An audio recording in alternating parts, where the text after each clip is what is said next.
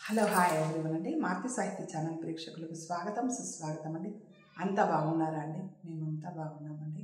ఈరోజు మన మారుతి సాహిత్య ఛానల్లో పరుగు నావెల్లో లక్ష్మీ సరోజ ఇద్దరు రాంబాబు స్టూడియోలోకి ఇస్మాయిల్ ఫోటో స్టూడియోలోకి వచ్చారు కదండి.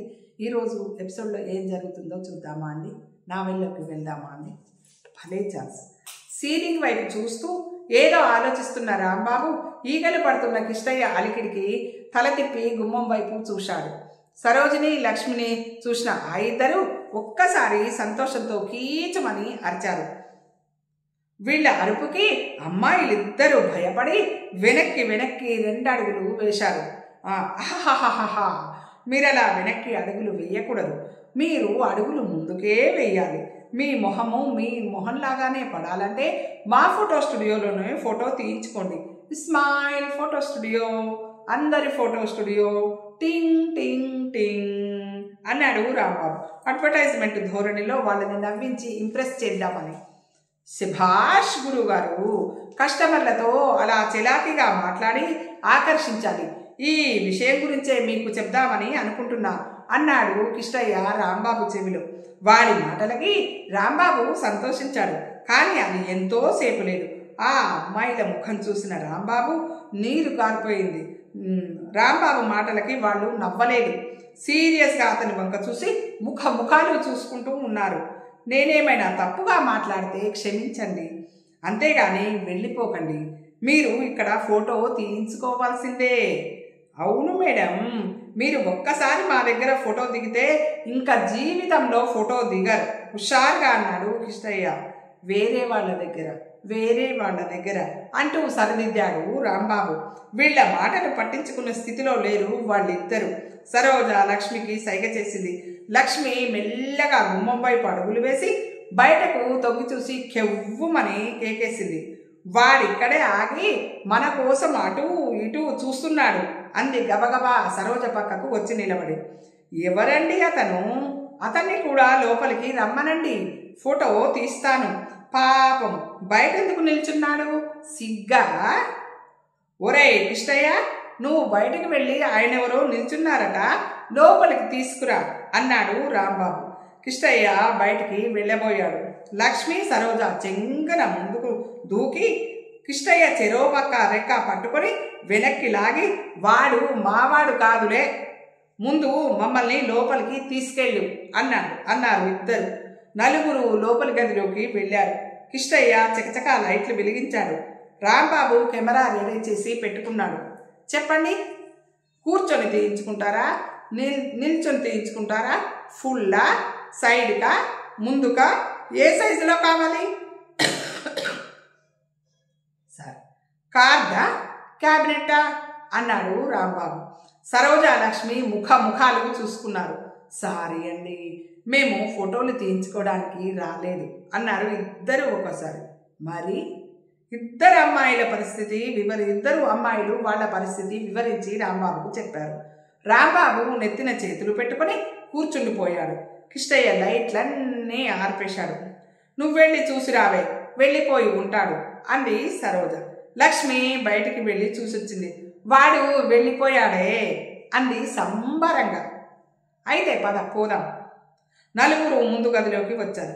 వీఆర్ రియల్లీ సారీ అండి అన్నారు అమ్మాయిలిద్దరు.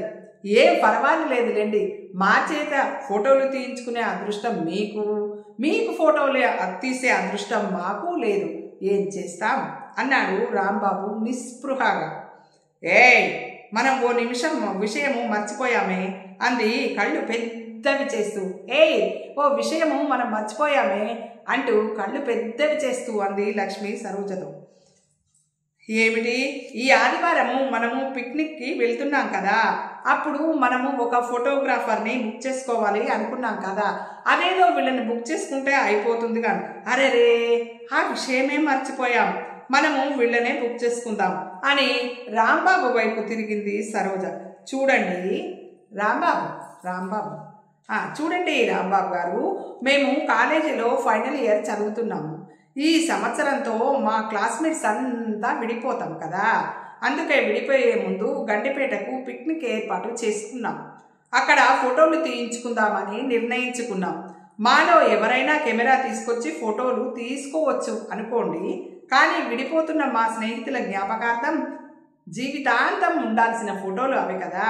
అందుకే మీలాంటి ప్రొఫెషనల్ ఫోటోగ్రాఫర్స్ తీస్తే బాగుంటుందని అనుకుంటున్నాం అంది సరోజ. వచ్చే ఆదివారమే పిక్నిక్ అంది లక్ష్మి. బస్సు సుల్తాన్ బజార్లో ఆంధ్ర బ్యాంక్ బిల్డింగ్ నుండి ఉదయం 7 గంటలకు స్టార్ట్ అవుతుంది. మీరు అక్కడికి వచ్చేయండి. నా పేరు సరోజ, నేనే ఈ పిక్నిక్ ఆర్గనైజర్ని అని రాంబాబుకి 100 రూపాయలు అడ్వాన్స్ ఇచ్చి లక్ష్మిని తీసుకొని వెళ్ళిపోయింది సరోజ. రాంబాబు కిష్టయ్య ఇద్దరు క్షణం పాటు ముఖముఖాలు చూసుకుని యాహూ అని అరిచారు. ఏ గ్రాండ్ చేసించి కడపలి. ఆ ప్రదేశం అంతా కుక్కల భౌభౌకారాలతో మార్మోగిపోతుంది. వాళ్ళిద్దరూ పరుగెత్తుతున్నారు, ఆయాసపడుతూ కాళ్లలోని శక్తిని కూడదీసుకొని. వాళ్ళ వెనకాల దాదాపు డజను కుక్కలు వాళ్ళకి 10 గజాల దూరంలో వెంబడిస్తున్నాయి. మీరెప్పుడూ ఇంతే గురువు గారు అన్నాడు వగరుస్తూ కిష్టయ్య. కుక్కలు వెంబడిస్తుంటే మధ్యలో నేనేం చేశానురా అన్నాడు రాంబాబు తను వగరుస్తూ. మీరు పరిగెత్తుదామని అనడం వల్లే కదా గురువుగారు ఈ కుక్కలన్నీ మన వెంట పడ్డాయి. మరి పరిగెత్తక వాళ్ళేమో 7 గంటలకల్లా సుల్తాన్ బజార్ ఆంధ్ర బ్యాంక్ బిల్డింగ్ దగ్గరికి రమ్మన్నారు. కనీసము 6:50 కన్నా మనం అక్కడ ఉండాలి. ఇప్పుడు టైం చూస్తే 6:45 అయ్యింది. అయితే ఇప్పుడు మనం సుల్తాన్ బజార్ దాకా పరిగెత్తాల్సిందేనా? అంత దూరం ఎలా పరిగెత్తుతాం? దారిలో ఆటో ఏదైనా కనిపిస్తే ఎక్కేస్తాం. రోజు ఎక్కడ పడితే అక్కడ ఆటోలు. ఈవేళ ఒక్కటి కనబడడం లేదే. పోనీ రిక్షా ఎక్కేద్దామా గురువుగారు? రిక్షా ఎక్కితే వాడు మెల్లగా లాక్కెళ్ళేసరికి పిక్నిక్ బస్సు కాస్త వెళ్ళిపోతుంది. అయినా ఆ మాత్రం మన కోసం ఎదురు చూడకుండా వెళ్ళిపోతారంటారా గురువుగారు? పైగా 100 రూపాయల అడ్వాన్స్ కూడా ఇచ్చారు. ఏమో ఎవరు చెప్పగలరు? అయినా మనము టైం మెయింటైన్ చేయకపోతే మళ్ళీ ఎప్పుడైనా మనల్ని బుక్ చేస్తారా? భౌ భౌ ఈ కుక్కల అరుపులతోనే చెవులు పగిలి చేస్తుంటే మధ్యలో నీ అరుపులు కూడానా? నీ సరదా చాలు కానీ కుక్కల అరవడం మానుకో రాంబాబు విసుక్కున్నాడు కిష్టయ్యని. అబ్బే ఇప్పుడు కుక్కల అరిచింది నేను కాదు గురువుగారు. ఇద్దరు కంగారు పడి వెనక్కి చూశారు. దాదాపు వాళ్ళ కాళ్ళకి తగిలేంత దగ్గరలో బలిసిన ఓ కుక్క నిలబడి ఉన్నది. భౌ భౌ ఏ చి చి పరుగు ఆపకుండానే అన్నారు ఇద్దరు. భౌ భౌ అంది ఆ కుక్క. కాస్త వెనకాల పరిగెత్తుతున్న కుక్కలన్నీ కోరసగా భౌ భౌ భౌ అని అరుస్తూనే ఉన్నాయి. బాబోయ్ ఈ కుక్క పిక్క పట్టుకొని కండ పీకేసేలాగుందండి గురువుగారు. మరేం భయం లేదు, మొరిగే కుక్క కరవదులే అన్నాడు రాంబాబు మనసులో భయపడుతూ. కానీ ఆ విషయము ఆ కుక్కకి తెలియదు కదండి. అంతలో ఆ వైపుగా ఖాళీ ఆటో వస్తూ కనిపించింది. ఆటో ఆటో అరిచారు ఇద్దరు. ఆటో వచ్చి ఆగింది. వీళ్ళిద్దరు కూడా ఆగారు. వీళ్ళ దగ్గరగా వచ్చి కుక్కలు కూడా ఆగాయి. వస్తావా అన్నాడు రాంబాబు. రాను అన్నాడు ఆటోవాడు. అదే అర్రే ఇంతమందిని సవారికి ఎట్లా కూర్చుండబెట్టుకుంటావు సామ్? ఎంతమంది? ఇద్దరమేగా. మళ్ళీ ఈ కుక్కలన్నీ అవి మా పెంపుడు కుక్కలు అనుకుంటున్నావా కొంపదీసి? అవేం రావు, మేమిద్దరమే. సుల్తాన్ బజార్కి వస్తావా? రాను అన్నాడు ఆటోవాడు మళ్ళీ మొహం తిప్పేస్తూ. మళ్ళీ ఏమొచ్చింది అన్నాడు కిష్టయ్య కోపంగా. మీటర్ మీద 2 రూపాయలు ఎక్స్ట్రా ఇస్తే వస్తా సార్. రాంబాబు వాచ్వంక చూసుకొని కేవమని అరిచాడు. ఏది సార్ 2 రూపాయల కోసం ప్రాణం పోయినట్లు అరుస్తావు అన్నాడు ఆటోవాడు ముఖం చిట్లిస్తూ. నీ 2 రూపాయల కోసం కాదులేవయ్యా, పద త్వరగా పద అంటూ రాంబాబు ఆటో ఎక్కి కూర్చున్నాడు. కిష్టయ్య అతని పక్కన సర్దుకుని కూర్చున్నాడు. జల్దీ పోవాలంటే 3 రూపాయలు ఎక్స్ట్రా అవుతుంది సార్ అన్నాడు ఆటోవాడు ఆటోని స్టార్ట్ చేసి ముందుకు దూకిస్తూ. కుక్కలు వెనకాల కాస్త దూరం పరిగెత్తి ఆగిపోయాయి. కాస్త దూరం వెళ్ళిన తర్వాత ఆటోవాడు ఆటో ఆపి ఇంజను పరీక్షించసాగాడు. ఏముంది, ఆటో చెడిపోయిందా, ఏమైంది కంగారుగా అడిగాడు రాంబాబు. అంతా బిల్కుల్ ఠీకున్నది సాబ్, మెల్లగా శబ్దం ఎందుకు వస్తుందో ఏమో అన్నాడు ఆటోవాడు బుర్ర గోక్కుంటూ. ఏం శబ్దం ప్రశ్నించాడు రాంబాబు. ఇంజన్లకెళ్ళి బుస్సు బుస్సు అనే శబ్దం వస్తుంది సాబ్. రాంబాబు కిష్టయ్య ముఖముఖాలు చూసుకొని పక్కమని నవ్వారు. అది నీ ఆటో చేస్తున్న శబ్దం కాదయ్యా, మేము చేస్తున్న శబ్దం. ఆటో వాడికి అర్థం కానట్టు చూశాడు. నీ ఆటో ఎక్కకంటే ముందు మేము బాగా పరుగెత్తాము, బాగా ఆయాసం వస్తుంది, అది మా ఊపిరి శబ్దం అని అన్నాడు రాంబాబు ఇంకా ఆయాసపడుతూ. అట్లిట్లా పరిగెత్తిందులు అన్నాడు ఆటోవాడు ఆశ్చర్యంగా చూస్తూ. మరి మాకు టైం అయిపోతుంది కదా,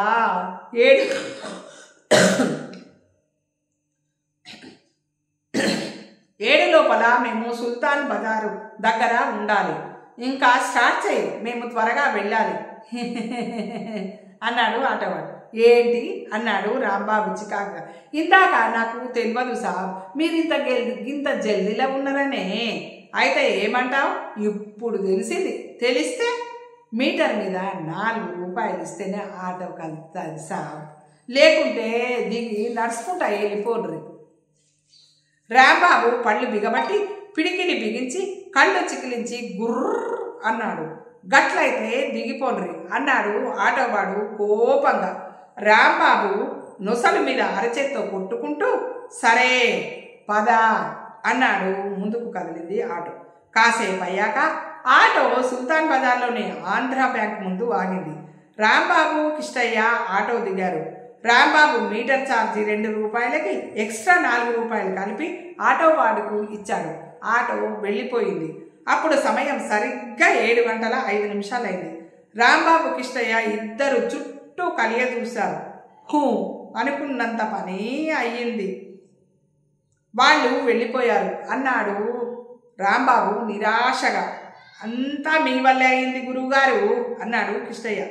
నేనేం చేశానురా? అప్పటికి కుక్కలు వెంబడించడం వల్ల మనం స్పీడ్గానే పరిగెత్తాము, ఆటోవాడు కూడా స్పీడ్గానే తీసుకొచ్చాడు అన్నాడు మెడలో తగిలించుకున్న పెంటాక్స్ కెమెరాని సర్దుకుంటూ. నేను అంటున్నది మనం స్పీడ్గా పరిగెత్తడం గురించి కాదు గురువుగారు.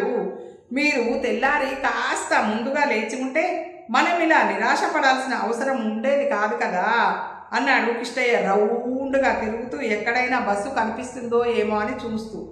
ఎక్కడ లేస్తానురా, రాత్రంతా కలత నిద్ర, తీయని కలలు, ఒకటే కలలు అన్నాడు రాంబాబు పరవశంగా కళ్ళు మూసుకుంటూ. కొంపదీసి మనల్ని ఫోటోలు తీయమని అడిగింది ఆ అమ్మాయి పేరేంటండి గురువుగారు? సరోజ. సరోజని ప్రేమించారా ఏంటి గురువుగారు? చచ్చా, నాకొచ్చింది అటువంటి కళలు కావురా కిష్టయ్య, అవి బంగారు కళలు. ఏంటండి అవి? మనము గండిపేట వెళ్ళినట్టు అక్కడ సరోజని వాళ్ళ స్నేహితుల్ని ఫోటోలు తీసినట్టు, అవి అద్భుతంగా వచ్చినట్టు, వాళ్ళకి ఆ ఫోటోలు బాగా నచ్చి వాళ్ళ కాలేజీలో అందరికీ చూపించినట్టు, అప్పటి నుండి ఆ కాలేజీ వాళ్ళు ఎక్కడికి పిక్నిక్కి వెళ్ళినా, ఏ కాలేజీలో ఏ ఫంక్షన్ అయినా ఫోటోలు తీయడానికి మనల్నే పిలిచినట్టు, మన ఖ్యాతి హైదరాబాదులోని అన్ని కాలేజీలకు వ్యాపించినట్టు.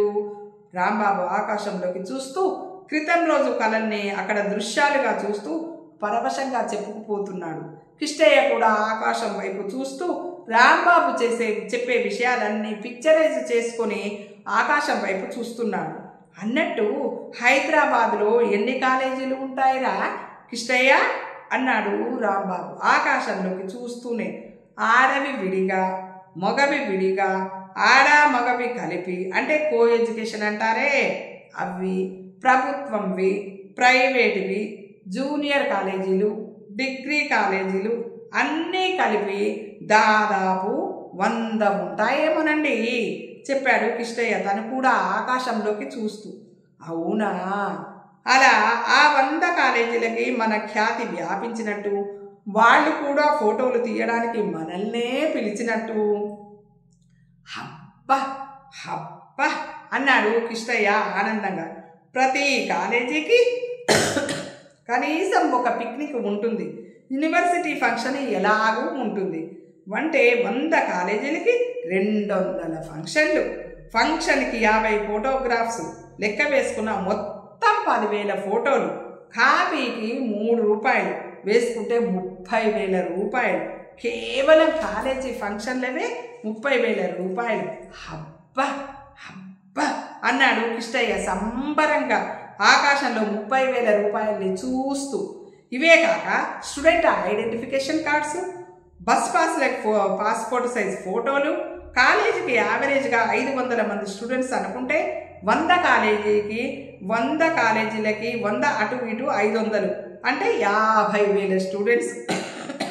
వీళ్ళ పాస్పోర్ట్ ఫోటోలకి స్టూడెంట్స్కి 2 రూపాయల చొప్పున 50,000 మంది స్టూడెంట్స్కి 1,00,000 రూపాయలు.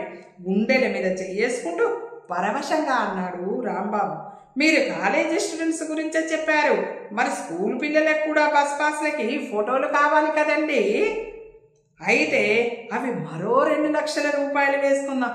అబ్బా అబ్బా ఇద్దరు అలా కలల దృశ్యాలను ఊహించుకుంటూ ఆకాశంలోకి పరవశంగా చూస్తూ నిలబడిపోయారు. చుట్టూ కాస్త కలకలంగా ఉండేటప్పటికీ ఈ లోకంలో పడ్డారు ఇద్దరు. ఏంటండి గురువుగారు, మన చుట్టూ ఈ జనమేంటి? కిష్టయ్య ఆశ్చర్యంగా చూస్తూ అన్నాడు. రాంబాబు వాళ్ళ వంక తేరిపారా చూశాడు.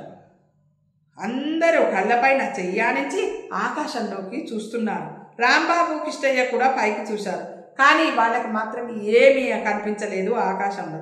ఏముంది అక్కడ అని అడిగాడు రాంబాబు వాళ్ళని. ఏమో మాకేం తెలుసు, ఇందాకటి నుండి మీ ఇద్దరు పైకి చూస్తుంటే ఏముందా అని మేము చూస్తున్నాం. ఇప్పుడు మమ్మల్ని ఏముంది అని అడిగితే మేమేం చెప్తాం అన్నారు వాళ్ళు వీళ్ళ వంక వింతగా చూస్తూ.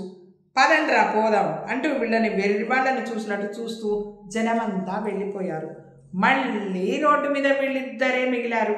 కిష్టయ్య గాఢంగా నిట్టూర్చాడు. చివరికి బస్సు కాస్త వెళ్ళిపోయింది. మీ కలలన్నీ భగ్నమైపోయాయి. మీరు త్వరగా లేచి ఉంటే ఎంత బాగుండేది గురువుగారు. ఆ కలల వల్ల కలత నిద్ర, రాత్రంతా ఈ కలత నిద్ర వల్ల తెల్లారి మెలకువ రాలేదురా కిష్టయ్య. కనీసం నువ్వైనా నన్ను నిద్ర లేపి ఉండొచ్చుగా. నాకు కూడా రాత్రంతా మంచి కలలు వచ్చాయండి గురుగారు. అందువల్ల నాకు తెల్లారి మెలకువ రాలేదు అన్నాడు కిష్టయ్య ఉత్సాహంగా. నీకా ఏం కల? మరేమోనండి గురుగారు, మన ఎదురుగుండా మిరపకాయల బజ్జీల వాడున్నాడు కదండి, మనం వాడితో ఫోటో స్టూడియో ఇచ్చేస్తాము, నీ బజ్జీల బండి ఇస్తావా అని అడిగామంట. వాడేమో సంతోషంతో ఎగిరి గంతేసి ఒప్పుకున్నాడంట. మన దగ్గర బజ్జీలు తినడానికి వేల కొద్దీ జనం వస్తున్నారంట.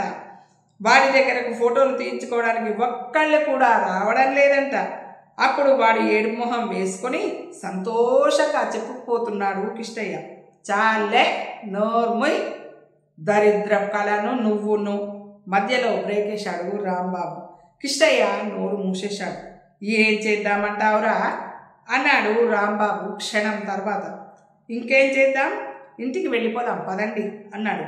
ఇద్దరు 4 అడుగులు వేశారు. ఏ మిస్టర్, మిమ్మల్ని తీయని కంఠం వెనక నుండి వినిపించింది. ఇద్దరు వెనక్కి తిరిగారు. సరోజ.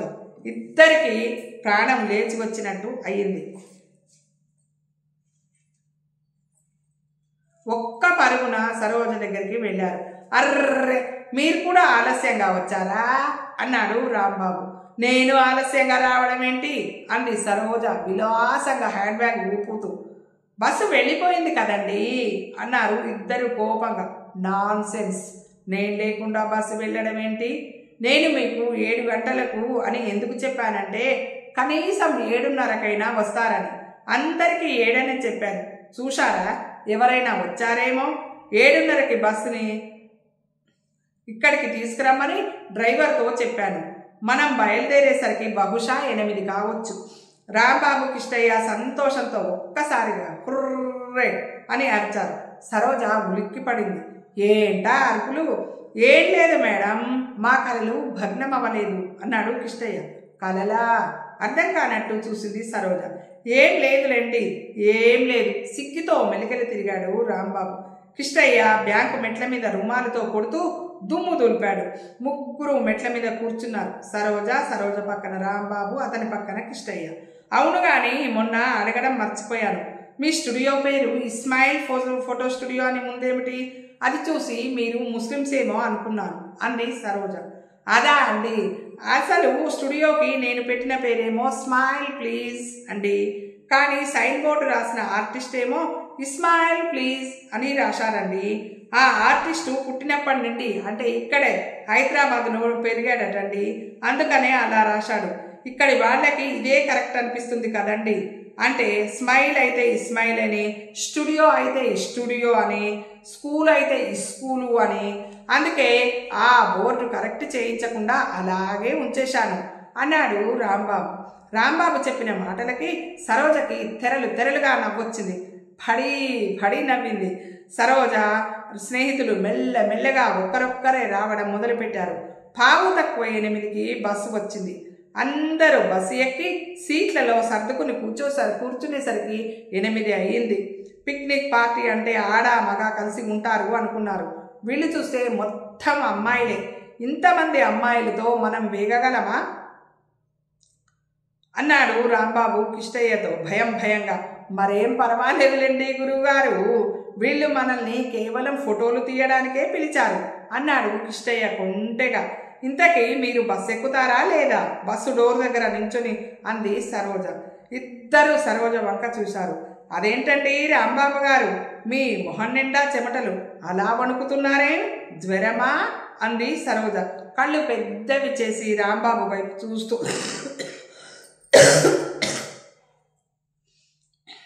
అబ్బే జ్వరం కాదండి, ఇంతమంది అమ్మాయిలని చూసేసరికి గురువుగారికి అబ్బా అన్నాడు కిష్టయ్య డొక్క తుడుచుకుంటూ. సరోజ ముసిముసిగా నవ్వింది. మేము అమ్మాయిలమే కానీ రాక్షసులం కాదు, బస్ ఎక్కండి. ముందు కిష్టయ్య వెనకాల బిక్కుమంటూ రాంబాబు బస్ ఎక్కారు. బస్ అంతా ఫుల్ అయిపోయింది. డ్రైవర్ వెనకాల ఉన్న 3 సీటర్ మాత్రం ఖాళీగా ఉంది. సరోజ కిటికీ దగ్గర కూర్చుంది. నువ్వు కూర్చో అంది తన పక్కన చోటు చూపిస్తూ కిష్టయ్యతో. కిష్టయ్య సరోజ పక్కన కూర్చున్నాడు. అక్కడ నన్ను కూర్చోమనొచ్చు కదా అని మనసులో అనుకుంటూ ఉన్నాడు రాంబాబు. బస్సు బయలుదేరింది. దాంతోపాటు బస్సులోనే అమ్మాయిల అల్లరి కూడా మొదలైంది. దారి పొడవునా జనానికి చేతులు ఊపి టాటా చెప్తున్నారు. ఒక అమ్మాయి వాటర్ గన్ తెచ్చింది. దాంతో కిటికీలోంచి వచ్చిపోయే వారి మీద నీళ్లు చల్లుతోంది. ఇంకో అమ్మాయి సైక్లిస్టును పిలిచి మరీ కన్ను కొడుతోంది. వాళ్ళు బ్యాలెన్స్ అవుట్ అయ్యి రోడ్డు మీద బొక్కబోర్లా పడుతున్నారు. బాబోయ్, రోడ్డు మీద ముడుచుకుపోతూ మాటికి బయట సర్దుకుంటూ తల వంచుకొని తమ దారిన తాము పోయే ఈ అమ్మాయిలే ఇంత అల్లరి కూడా చెయ్యగలరా అని అనుకున్నాడు రాంబాబు మనసులో. ఊహించని ప్రమాదం. బస్సులోని అమ్మాయిలందరూ సడన్గా కవ్వాలి అందుకున్నారు. వాళ్ళ పాటతో బస్సు అదిరిపోయింది. రాంబాబు తల తిప్పి సరోజ వంక చూశాడు. ఆమె చిరునవ్వుతో కిటికీలోంచి దూరంగా ఎటో చూస్తుంది. గాలికి చెంపల మీద వెంట్రుకలు అటూ ఇటూ కదులుతూ ఉన్నాయి. ఎంత బాగుంది అనుకున్నాడు రాంబాబు. హఠాత్తుగా వెనుక నుండి ఎవరో జుట్టు పీకారు. రాంబాబు ఉలిక్కిపడి వెనక్కి తిరిగి చూశాడు. 3 అమ్మాయిలు ఏం పట్టనట్టు సీరియస్గా కవ్వాలి పాడుకుంటున్నారు. రాంబాబు కిష్టయ్య చెవిలో ఊదాడు. మీరు కూడా జడపట్టి లాగండి గురువుగారు అన్నాడు కిష్టయ్య. అమ్మో, ఇంకేమైనా ఉందా అనుకున్నాడు రాంబాబు. కాసేపు అయ్యాక మళ్ళీ వెనుక నుండి జుట్టు పట్టుకొని లాగారెవరు. ఒరే, మళ్ళీ లాగారా అన్నాడు కిష్టయ్య తొడ మీద గోకుతూ రాంబాబు. చెప్పాను కదండి మీరు కూడా జడలాగమని. బాగుండదురా, నువ్వు వాళ్ళకి చెప్పు, అలా చేస్తే బాగుండదని. మీరే చెప్పకూడదు ఏంటి? ఏం కావాలి అంది సరోజ పక్కకు తిరిగి చూస్తూ. మరేమోనండి, వెనక నుండి మా గురువుగారి జుట్టు లాగుతున్నారు ఎవరో. అబ్బా అన్నాడు కిష్టయ్య తొడుముకుంటూ. ఏంటండి గురువుగారు అంత గట్టిగా గిల్లేస్తారు? సరోజ వెనక్కి తిరిగింది. ఏయ్ వద్దే పాపం ప్లీజ్ అంది. రాంబాబు సరోజ వంక కృతజ్ఞతాపూర్వకంగా చూశాడు. సరోజ రాంబాబుకి అభయమిస్తున్నట్టుగా నవ్వింది. అంతే, వాళ్ళు మళ్ళీ రాంబాబు జోలికి రానేలేదు. బస్సు గండిపేట దగ్గర ఆగింది. బస్సులోంచి అందరూ విలవిల దిగుతుండగా రాంబాబు ఫోటోలు తీశాడు. తర్వాత మంచి స్థలం ఎంచుకొని మెత్తని పచ్చికలో దుప్పట్లు పరుచుకొని కూర్చున్నారు. కాసేపు కొందరు పేకాడుకున్నారు, కొందరేమో చదరంగం ఆడుకున్నారు, కొందరు టేప్ రికార్డర్ పెట్టుకొని హిందీ పాటలు విన్నారు. రాంబాబు ఫోటోలు తీస్తూనే ఉన్నాడు. మధ్యాహ్నం భోజనం అయిన తర్వాత పరిగెత్తి ముట్టుకునే ఆట, కళ్ళకి గంతలు కట్టుకునే ఆట, కబడ్డీ, ఇలా రకరకాల ఆటలు ఆడారు. పెళ్లి కాని అమ్మాయిలు లైఫ్ని ఎంజాయ్ చేసినట్టు ఎవ్వరూ చెయ్యరేమో అనుకున్నాడు రాంబాబు. అతను ఎక్కువ సరోజనే కవర్ చేస్తూ ఫోటోలు తీశాడు. తను అలా చేస్తున్నట్టు తనకే తెలియదు. సాయంత్రం 4 ఆ ప్రాంతంలో అందరూ చెరువు గట్టున కూర్చుని కబుర్లు చెప్పుకోసాగారు. వంతుల వారీగా జోక్స్ చెప్పుకొని విరగబడి నవ్వుతున్నారు. సరిగ్గా అదే సమయంలో నీళ్లలో ధబేలు అని ఎవరో పడిన శబ్దం వచ్చింది. రాంబాబు ఎవరు ఎవరు అన్నాడు కంగారుగా. సరోజ అంది లక్ష్మి. రాంబాబు మెదడు మొద్దుబారిపోయింది. తక్షణం తన చేతిలోని కెమెరాని కిష్టయ్యకి అందించి నీళ్లలోకి ఒక్క దూకు దూకాడు. ఒడ్డున ఉన్న అమ్మాయిలు కెవ్వున అరిచారు. ఇది వాటి ఎపిసోడ్ అండి. ఈ పరుగో పరుగు నవలలో వస్తున్నటువంటి ఈ యొక్క కథ మీకు నచ్చినట్టయితే లైక్ చేయండి, షేర్ చేయండి, మన ఛానల్ని సబ్స్క్రైబ్ చేసుకోండి. మనందరం ఆనందంగా, ఆరోగ్యంగా, సుఖంగా, సంతోషంగా ఎప్పుడు ఉండాలని మనస్ఫూర్తిగా కోరుకుంటూ మీ మారుతి సాహితీ ఛానల్ అండి.